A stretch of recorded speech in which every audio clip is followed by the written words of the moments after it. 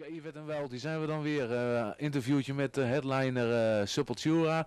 De zanger Derrick Green is hier aanwezig. We gaan even een klein babbeltje met hem houden. Derrick, how are you doing? Good, how are you? Yeah, I'm fine. So, yeah, we're going to talk a little bit about Sepultura. All right. What were the reactions of the audience and the critics on the album Against? It's a lot of different reactions. I think overall, though, it's been really positive.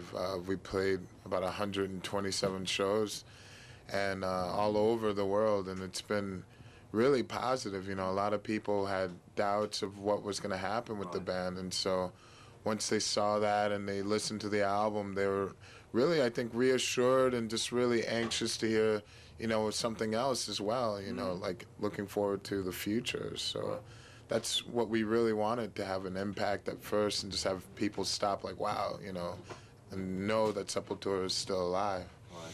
How were your feelings to when, I think, I don't know, how did you get in contact with Sepultura?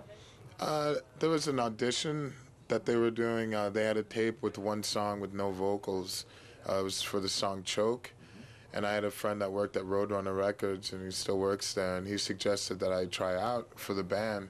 So I sent a tape of stuff I'd done in the past, different bands I played in, and then they asked me to do that demo tape, and then I did that in New York, and sent it to them, and then they asked me to come to Brazil for a couple weeks and audition, just to meet everyone and see if we clicked personality-wise. And how do you keep in contact? You still live in the States? Or? No, I live in Amsterdam now. You live in Amsterdam? Yes. Hey, that's cool, yeah. Since January, so for me, we've just been touring from the very beginning. Since February '98, we've just been together, working and living together as like a family, really. But with rehearsals? There haven't really been too many rehearsals. If anything, we rehearse on the road. Like, we went through the whole album of Against, recorded that, did everything, didn't do any old songs. And then when we were getting ready to go out in October, we rehearsed for 2 weeks, and that was it. And so then the songs got better and better on the road, and it's the quickest way to learn, you know. How are your feelings about... were you nervous the first time for replacing X? Yeah. I think we all were. You know, it's just really a crazy new beginning, it seemed, you know, and so everyone was really kind of nervous and didn't know what to expect, you know. We just knew that what we had written we were happy with, and we just wanted to put on a good show. So people really saw that, and they realized it was really honest, and it wasn't, you know, trying to be something it was in the past, as far as me trying to imitate anything that happened in the past with like Max, which is impossible, you know. Just being a new personality, and that's I think that's also the idea you got to have to, because replacing somebody is not honest. Yeah.